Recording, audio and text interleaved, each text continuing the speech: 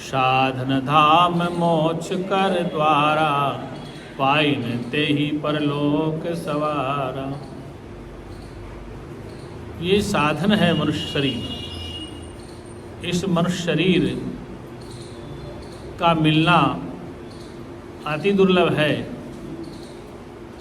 और ये मिल गया है तो इसका उद्देश्य क्या है? शास्त्र कहते हैं कि दुख की निवृत्ति और परमानंद की प्राप्ति ही इस मनुष्य जीवन का उद्देश्य है। इस संसार में कोई भी प्राणी दुख नहीं चाहता है, सभी प्राणी सुख चाहते हैं। अब आवाज़ आई? अभी आ रही आवाज़? सबको सुनाई दे रहा ना? दुख की निवृत्ति के लिए और परमानंद की प्राप्ति के लिए हमारे ऋषियों ने उपनिषदों में बहुत अच्छी चर्चा की। वेद उपनिषदों में एक प्रसंग आता छांदोग्य उपनिषद का। गौतम ऋषि के आश्रम में सत्यकाम पहुंचते हैं ब्रह्म विद्या को ग्रहण करने के लिए। सत्यकाम एक विद्यार्थी के रूप में जाते हैं ऋषि गौतम के आश्रम में। जाके प्रणाम किया तो गुरु ने पूछा, परंपरा थी पहले कि कौन गोत्र है, कौन वंश से, कहाँ से आप आए हो? उसने कहा, गुरुदेव मुझे तो पता नहीं कि मेरा गोत्र क्या है, किस वंश से मैं हूँ। तो घर में कौन है? पिताजी हैं? पिताजी तो नहीं है। माताजी? बोले हाँ है। तो आप अपनी माता से पूछ के आओ कि आपका कौन सा गोत्र है और पिता क्या नाम। तो सत्यकाम की माता का नाम ज्वाला था। ये छांदोग्य उपनिषद का प्रसंग है। तो उसने जाके माँ से कहा कि आज गुरु ने पूछा है कि आपका गोत्र क्या है, पिता का नाम क्या है, वंशावली क्या है। क्योंकि प्राचीन काल में व्यवस्था थी कि वेद उपनिषद पढ़ने का अधिकार कुछ वर्ग को ही था। तो सत्यकाम ने अपनी माँ से पूछा कि मैं गुरुजी को कल जाके क्या उत्तर दूंगा। उन्होंने प्रश्न किया कि पिता का नाम क्या है, गोत्र क्या है। तो सत्यकाम की माता ज्वाला ने कहा कि गुरुदेव से कहना जा करके कि मैं दासी पुत्र हूँ, मैंने अनेक प्रकार से मेरा जीवन जिया है और अनेक यहाँ काम किया है मैंने। तो सेवा के तत्पश्चात तुम ऋषि प्रसाद से मुझे प्राप्त हुए थे, तो तेरा नाम सत्यकाम ज्वाला है। उसने जाके गुरु से कहा। गुरु ने पूछा कि क्या पता किया? बोले हाँ गुरुदेव, मेरी माता ने मुझे कहा कि सत्यकाम ज्वाला है मेरा नाम, कि ज्वाला का पुत्र हूँ, सत्यकाम मेरा नाम, इसलिए सत्यकाम ज्वाला मेरा नाम। गुरु समझ गया कि ये वास्तव में सत्य बोल रहा है और सत्संग सुनने आया है, ब्रह्म विद्या को ग्रहण करने आया है। इसलिए गौतम ऋषि ने सारी परंपराओं का त्याग करके सत्यकाम ज्वाला पुत्र को ब्रह्म विद्या का उपदेश किया। इसी प्रकार से छांदोग्य उपनिषद में देव ऋषि नारद का दृष्टांत आता है। नारद जी उस समय के अच्छे विद्वान, ज्योतिषाचार्य, व्याकरण के आचार्य, तंत्र विद्या के, धनुर्वेद विद्या के, सभी के आचार्य, व्याकरण छंद इत्यादि। तो वो भी सनत कुमार के पास गए और उन्हें पूछा, महाराज ये सब विद्याएं मैंने अध्ययन कर लिया है, मैं शास्त्रज्ञ हूँ, मैं शास्त्र को जानता हूँ। सिर्फ मैं क्या हूँ? मैं शास्त्रज्ञ हूँ, मैं शास्त्र को जानता हूँ, ब्रह्मज्ञ नहीं हूँ, अर्थात ब्रह्म को नहीं जानता। सनत कुमार ने नारद जी को भी दुख की निवृत्ति का उपदेश दिया, जैसा कि उपनिषदों मिलता है। ऐसे उपनिषदों में बृहदारण्यक उपनिषद में याज्ञवल्क्य मुनि ने राजा जनक को उपदेश दिया। उसी परंपरा में याज्ञवल्क्य मुनि ने अपनी पत्नी मैत्री को उपदेश दिया था। उसी परंपरा में भगवान कृष्ण ने अर्जुन को उपदेश दिया था। और अनादिकाल में ऋषियों ने सनत सनातन और सनत कुमार इन ऋषियों से उपदेश चलता आया है। और सबसे प्रथम भागवत हुई थी जो ऋषियों को द्वारा सुनाई गई थी, वो हरिद्वार में भागवत हुई थी प्रथम बार। ऐसा भागवत में उल्लेख मिलता है कि हरिद्वार के कलकल क्षेत्र में श्रीमद् भागवत का कथा प्रवचन सबसे पहले हुआ था। ऋषियों ने वहीं पे कथा सुनाई, देवता लोग सुनने के लिए आते थे उस समय। उसमें सुखदेव भी नहीं थे, उनके पूर्व ऋषि सनक, सनंदन, सनातन इत्यादि 4 ऋषि थे। तो कहने का तात्पर्य है कि जब भागवत का अध्ययन करते हैं, वेदों को समझते हैं, ऋषि मुनियों को समझते हैं, तो सबका एक ही लक्ष्य है, येन केन प्रकारेण ये जीव दुखी हो रहा है, इस दुख का निवारण कैसे हो, इसकी दुखी निवृत्ति कैसे हो। महाभारत काल में प्रसंग आता है कि सूत जी महाराज उस जमाने के अच्छे ज्ञानी परमहंस तो नैमिषारण्य में रहते थे, ऋषि आश्रम में। और नैमिष के अंदर प्रमाण मिलता है, शायद कई देखने गए वो नैमिषारण्य, तो वहाँ पर उस युग में 88,000 ऋषियों ने एक साथ सूत जी महाराज से प्रश्न कर दिया कि महाराज ये सारे प्राणी त्रायमान क्यों कर रहे हैं, इसका कारण क्या है। राजा दुखी है, प्रजा दुखी है, गरीब दुखी है, मजदूर दुखी है, विद्वान दुखी है, धनवान दुखी है, इस दुख का कारण क्या है। इन ऋषियों ने एक साथ प्रश्न किया सूत जी महाराज से कि महाराज ये सारा संसार दुखी हो रहा है, राजा भी दुखी है, प्रजा भी दुखी है, प्रत्येक प्राणी दुखी है, इस दुख का कारण क्या है। सूत जी महाराज एक ही बात कहते हैं,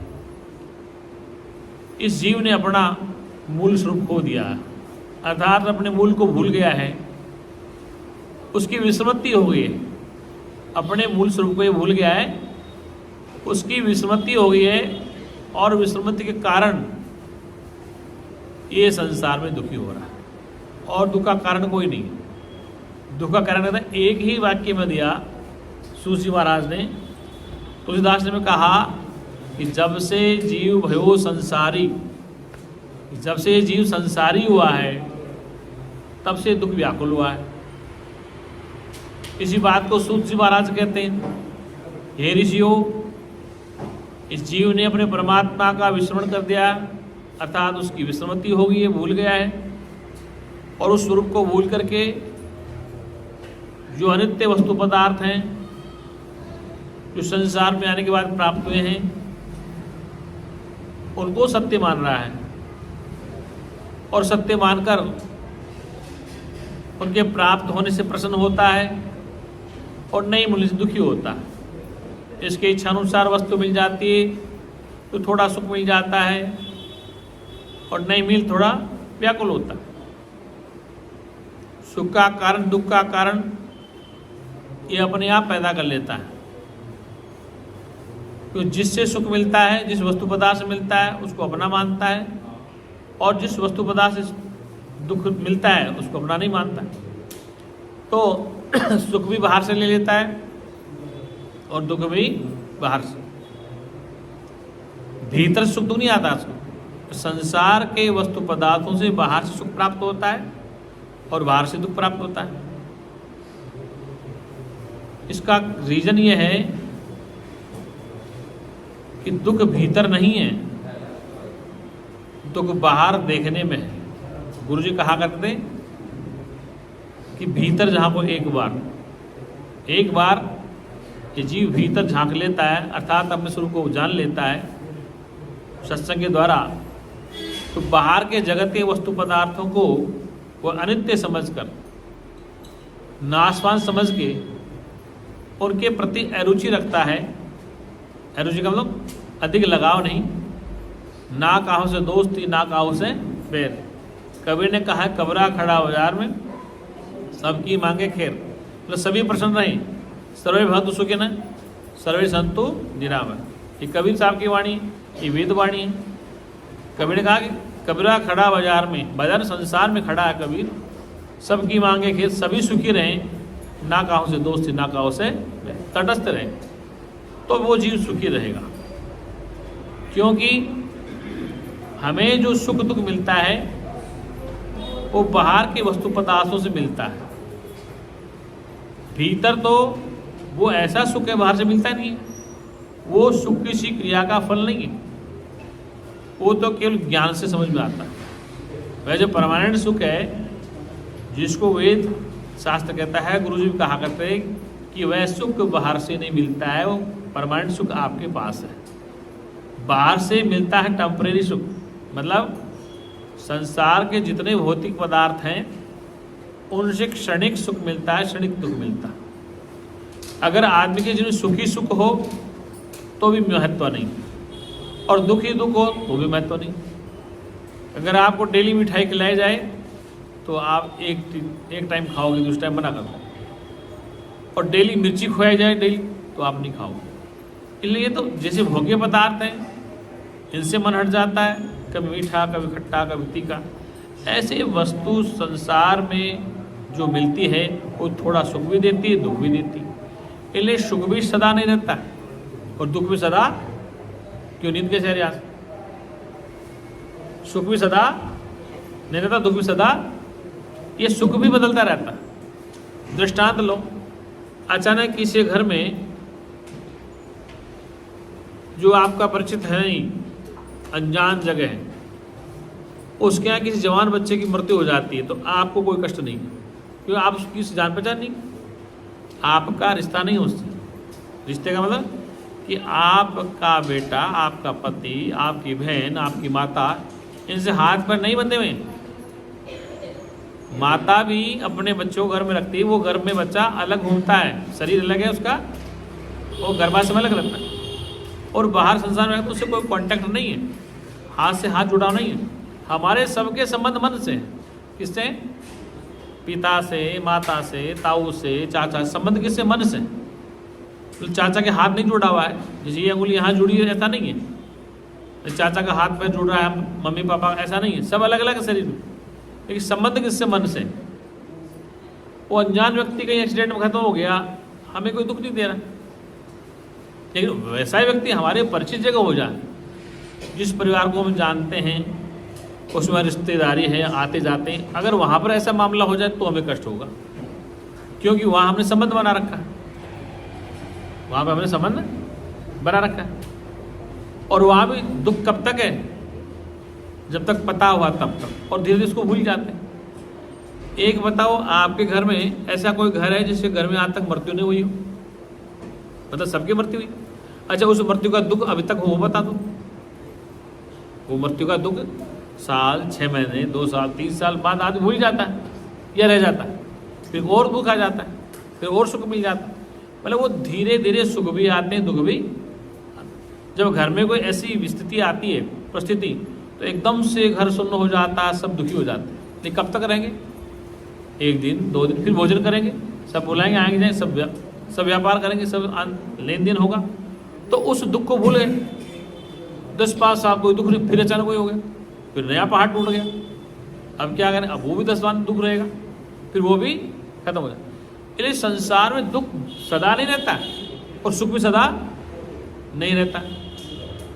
हम संसार के वस्तु पदार्थ को समझते कि सदा सुख रहेगा, जैसे शरीर स्वस्थ सदा रहेगा, ये भी हमारी अज्ञानता है कि शरीर सदा ऐसे ही रहेगा, ये भी हमारी अज्ञानता। और रिश्ते सदा ऐसे रहेंगे, ये भी अज्ञानता।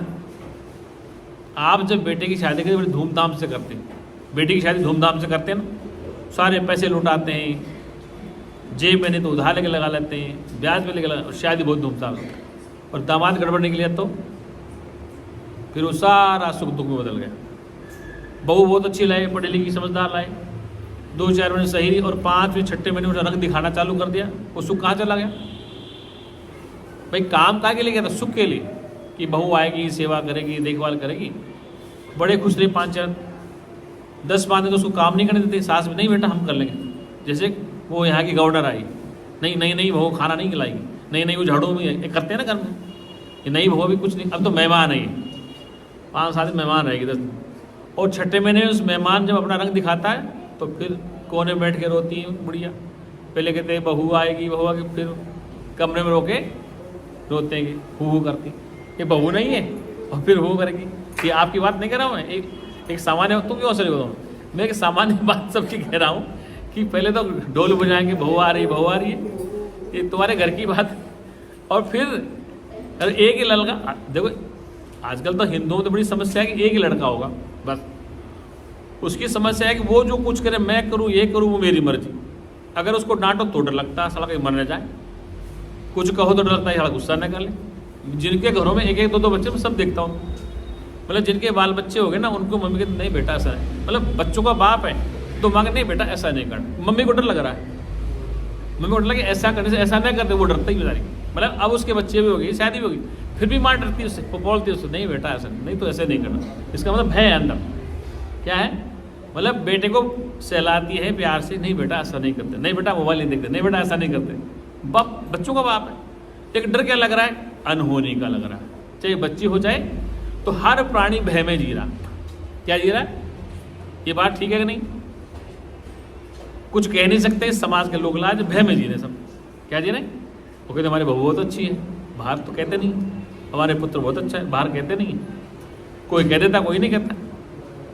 तो कहने का था, तो कहने वाला भी दुखी है, नहीं कहने वाला भी। लेकिन संसार के वस्तु पदार्थों में सुख भी है और दुख भी है, लेकिन सदा नहीं सकता दुख और न सुख सदा, ये बदलते रहते हैं। जैसे आज भी भोजन बदलता है, कभी खट्टा, कभी मीठा, कभी कसेला, तो बदलता रहता है। ऐसे सुख भी आता है, दुख भी। दृष्टांत के लिए आपके घर में कोई बच्चा है, अभी शादी नहीं हुई, लड़की की शादी, अब समस्या आ गई, इसकी शादी महाराज कैसे भी हो जाए, चलो व्यवस्था हो गई, खुश हो गए। 4-5 मिनट में एक समस्या और बोले महाराज इसकी भी हो जाए, क्या हो जाए, ये बच्ची की हो जाए। अब वो एक गया, एक आया, एक गया, ऐसे करते करते पूरी उम्र खो देते। गुरुजी कहा करते, उम्र खो दी धोखे धोखे में, आगे अंत घड़ी। क्या उमरिया खो दी धोखे धोखे में, आगे अंत घड़ी। मतलब दुख का कारण क्या है कि हर बार एक समस्या आती रहती। अब इसका समाधान कैसे हो? समस्या ही, और कोई रास्ता नहीं। तुम कितने ही मंत्र रट लो, कितने हनुमान जी को बना लो, राम जी को बना लो, देख देता हूँ, सबको बना लो, जागरण करा लो, लेकिन दुख का निवारण रीते ज्ञानान नए मुक्ति की वेद की घोषणा। देवी देवता मनाना अच्छी चीज़ है, पूजा पाठ करना अच्छी चीज़ है, लेकिन ये ध्यान रखना कि उनके मनाने से, उनकी पूजा पाठ से तुम्हें सदा रहने वाला सुख मिलने वाला नहीं है। मनाओ करो, कोई दिक्कत नहीं, उसमें परमात्मा है, लेकिन ये ध्यान रखना कि उनसे जागरण करने से, ये करने से कुछ सदा रहने वाले सुख की प्राप्ति नहीं हो सकती। इसलिए वेदों की घोषणा है, ऋषि ये कहते हैं कि दुखानाम निवृत्ति पुरुषार्थ है। दुख की निवृत्ति होगी तभी पुरुषार्थ होगा। और दुख की निवृत्ति किससे होगी? ज्ञान से होगी। ज्ञान कौन सा? खाने का, पीने का, लड़ने का, भोगने का, ये सब तो पशु पक्षियों को ज्ञान। लड़ना, खाना, पीना, ये तो पशु पक्षियों को, संसार बनाना, इससे बढ़कर अलग कोई ज्ञान है जिसे कर राज विद्या योग, ब्रह्म विद्या योग, ब्रह्म ज्ञान, तत्व ज्ञान। कितने नाम है उसके? राज विद्या योग। राज विद्या कोई अलग से चीज़ नहीं है। श्रीमद् भगवद गीता में राज विद्या योग को ब्रह्म विद्या कहा गया है। कोई ब्रह्म आश्रम है, ब्रह्म ऋषि आश्रम में राज विद्या योग ध्यान केंद्र है, उसके नाम आत्मज्ञान है, आत्माराम है, ये एक के अनेक नाम है। किसके? तो कोई नया शब्द आता है तो लोग आकर्षित होते, अरे राज विद्या क्या होता है? उसे गीता पढ़ी नहीं, राज विद्या योग क्या होता है? और राज विद्या योग के बारे में सब श्रीमद् भगवद गीता को स्वाध्याय का पता, राज विद्या किसे कहा है? वो राज विद्या की ब्रह्म विद्या, और ब्रह्म विद्या राज विद्या योग। उसे तत्व ज्ञान कहते हैं, उससे बोध कहते हैं, सुर का बोध कहते हैं, अनेक उनके नाम। समस्या ये है कि उस तत्व का जब तक ठीक प्रकार से बोध नहीं होता जीव को, तब तक संसार के दुखों की निवृत्ति कतई नहीं हो सकती, बिल्कुल भी नहीं हो सकती। और अगर मनुष्य को इस बात का अहंकार है, कई लोगों को देखा हमने जीवन में, बड़े पद पे बैठे, उनके ऑर्डर से बड़े बड़े अधिकारी भागते थे, उनके घरों में जब जाते हैं ना, कबूतर बोलते हैं हवेलियों में, क्या बोलते हैं? ऐसे बड़े बड़े राजा महाराजा अधिकारी देखें ये ऑर्डर से फौज भागती थी, मिलिट्री भागती, अफसर भागते। और आज उनके हाल क्या है? उनके महलों में कबूतर हैं, चमगादड़ हैं। पूछा गया कहाँ गए राजकुमार, कहाँ गए? सब खत्म हो गए। क्या हो गए? सब। अब वो महल पड़े खाली, कबूतर बोल नहीं, चमगादड़ रखते हैं। तो जिनके नाम से नौपत बजती थी, हाथियों पे नगाड़े बजते थे, सेनाइयाँ बजती थी, राजा साहब आ रहे, महाराज धीराज पधार रहे हैं, अब क्या हाल है? और तो कबूतर पधार रहे, चमगादड़ पधार रही हैं, दुनिया भर के पशु पक्षी। क्योंकि किसी राजा का सल्तनत काल, राज्य सदा नहीं रहता, हर राज हर युग में बदलता रहता। सत्यवादी हरिश्चंद्र भगवान राम के वंश बहुत पुराने थे, राम तो बहुत बाद में आए थे। इनके वंश में सत्यवादी राजा हरिश्चंद्र थे। दिलीप, रघु, फलीप, इतनी पीढ़ियाँ आती हैं, आज अनेक पीढ़ियाँ जैसा भागवत मिलता। तो सत्यवादी हरिश्चंद्र कहते मैं सत्य बोलता हूँ, सत्य के अलावा कुछ नहीं बोलता हूँ। उनका भी समय जब विपरीत आया, परीक्षा होने लगी, तो सबने सुना होगा आपने। अब तो टीवी चल गए। प्राचीन काल में गाँव में हरिश्चंद्र का नाटक होता था, सत्यवान सावित्री कथाएं होती थी, रूप बसंत के नाटक होते थे, क्योंकि उसमें टीवी नहीं था। ये आजकल ऐसा नहीं था सिस्टम। तो गांव के लोग सारे इकट्ठे हो जाते, आज ये नाटक हो, पूरे गांव के लोग 10-5 गांव के इकट्ठे होते, हरिश्चंद्र का नाटक हो रहा है, रूप सत्यवान सावित्री का हो रहा है, रूप बसंत का हो रहा है, भक्त पूर्णमल का, और ये नाटक चलते थे। और महापुरुषों की जीवनी पे कहीं राजलीला होती, कहीं रामलीला होती। अब आजकल वो रामलीला तो पसंद ही नहीं आती, टीवी अच्छी आ गई। लेकिन उस समय वही मनोरंजन के साधन थे, उसमें मनोरंजन वही था।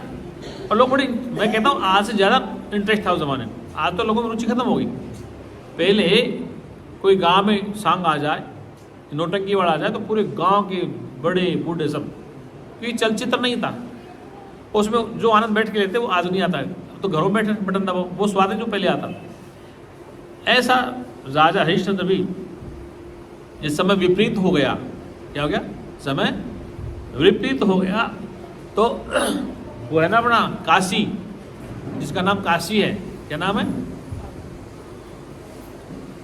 बनारस कहते हैं। तो काशी में राजा हरिश्चंद्र, उनकी पत्नी तारा और पुत्र होताशुमा सब बिक गए थे आकर के। इसका मतलब उस जमाने में इंसान बिकता था। प्रमाण ये है कि उस जमाने में भी इंसान को खरीदने वाले लोग थे। भगवान राम को लक्ष्मण लेके पातालोक में, कौन ले गया? ऐरावण ले गया ना पातालोक में, बलि चढ़ाने के लिए। इसका मतलब राम की भी बलि होती थी इंसान। विचार करो कि राम जी को, लक्ष्मण जी को लेके पातालोक, ऐरावण, और देवी की बलि चढ़ाने के लिए, भीम की बलि चढ़ने था। इसका मतलब विचार करो कि उस युग में भी बलि थी। जो प्रभावशाली लोग थे वो लोगों को काट देते थे। राम जैसे कि, लक्ष्मण जैसे कि, भीम जैसे कि लोग बलि चढ़ाने को तैयार, कि देवी बलि खाती। हरिश्चंद्र जैसे बिक गए बाजार में। इसका मतलब उस युग में भी इंसान का सौदा होता था। आज होता तो कोई बड़ी बात नहीं। ये शास्त्र प्रमाण है ना कि हरिश्चंद्र को काशी में खरीदे किसने? एक जमादार था जो मुर्दा जलाता था।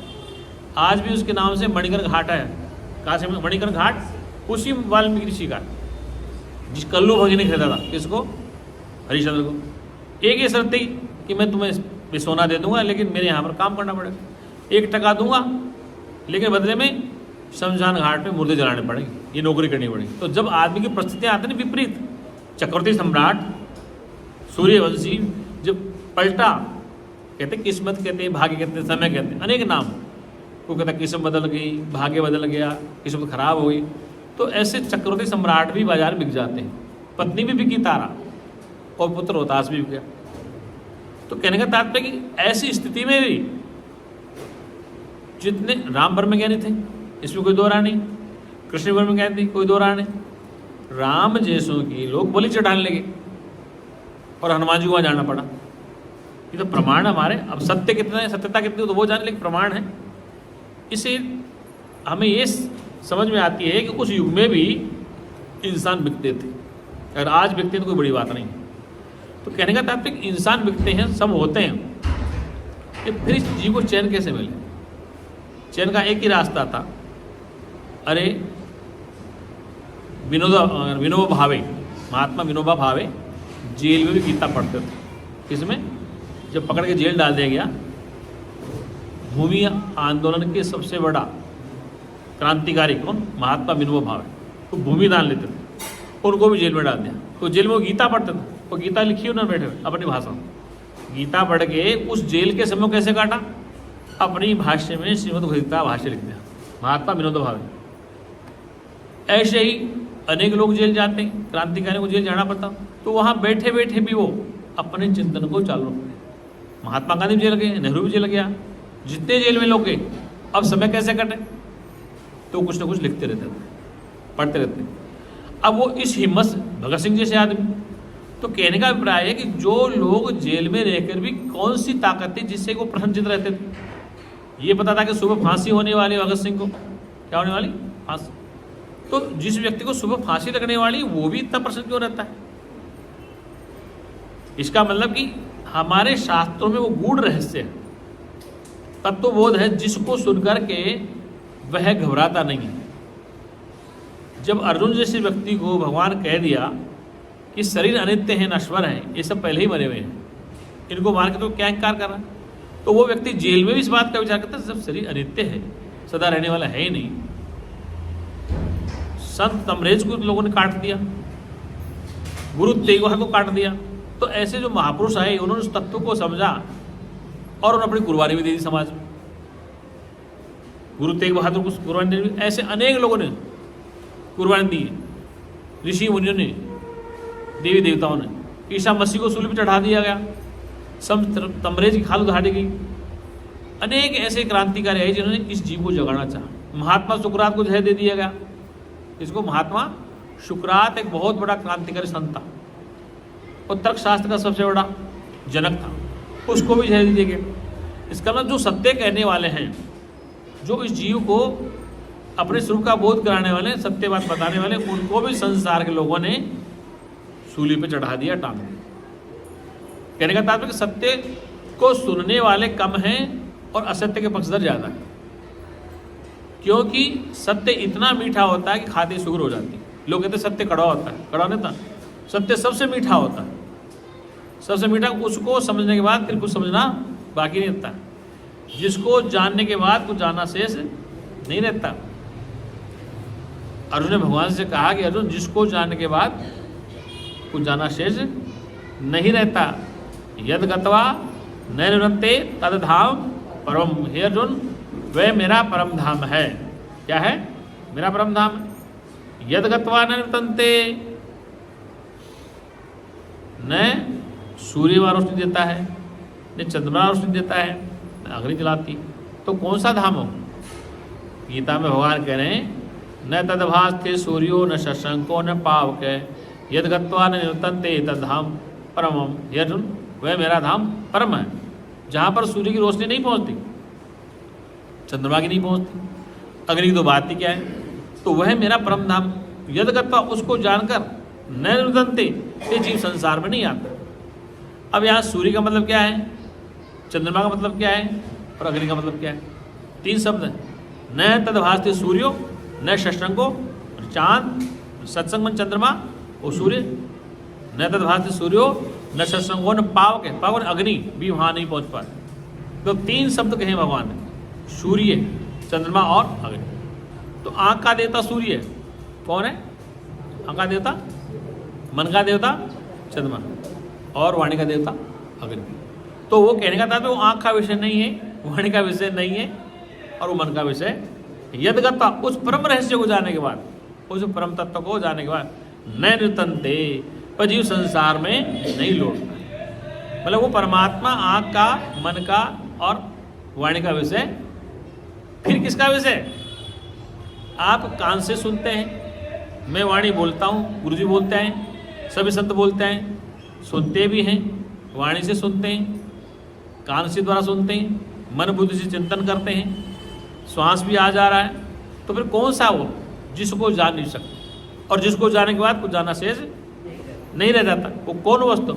उसी को आत्मा कहा, उसी को चेतन कहा, उसी को अविनाशी कहा। तो वो चेतन अविनाशी सदा एक रस है। वह आपकी इंद्रियां हैं तो भी है, और नहीं है तो भी। आपकी इंद्रियां हैं, आपका शरीर है तो भी वो है, और आपका शरीर इंद्रियां नहीं रहेगा तो भी वो रहेगा। ज्ञान किसी का जनक नहीं, ज्ञान मरता नहीं, शरीर मरते हैं। ज्ञानी का शरीर समाप्त होता है, ज्ञान समाप्त नहीं होता। क्या होगा? ज्ञानी का शरीर समाप्त होता है, ज्ञान समाप्त है। ऐसे ही इंद्रियां, कर्मेंद्रियां शीतल हो जाती, लेकिन इंद्रियों में, कर्मेंद्रियों में जो जानने वाला है वो शीतल नहीं होता है। कर्मेंद्रियां बेकार हो जाती हैं, हाथ पैर टूट जाते हैं, आँख खराब हो जाती है, एक्सीडेंट पैर हो जाता, कुछ भी हो जाता।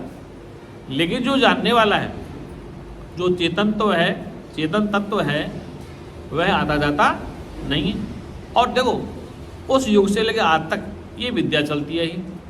राम भी चले गए, कृष्ण भी चले गए, देवी देवता सब मर गए, मैंने नाम रूप खत्म हो गया। ऋषि मुनि भी चले गए, कबीर साहब चले गए, नानक जी चले गए, गुरु अंगद देव चले गए, शंकराचार्य चले गए, सब गए ऋषि मुनि। लेकिन क्या ज्ञान कहीं चला गया? इसका मतलब ज्ञान तो पहले भी था, ज्ञान तो आज भी, लेकिन ज्ञान को बताने के लिए, ज्ञान को समझने के लिए और ज्ञान को समझाने के इस यंत्र की आवश्यकता है। साधन धाम मोक्ष कर द्वार, ये साधन है मोक्ष द्वार तक। मोक्ष द्वार का मतलब है कि कहीं जाना आना नहीं है, जहाँ हो, जिस जगह हो,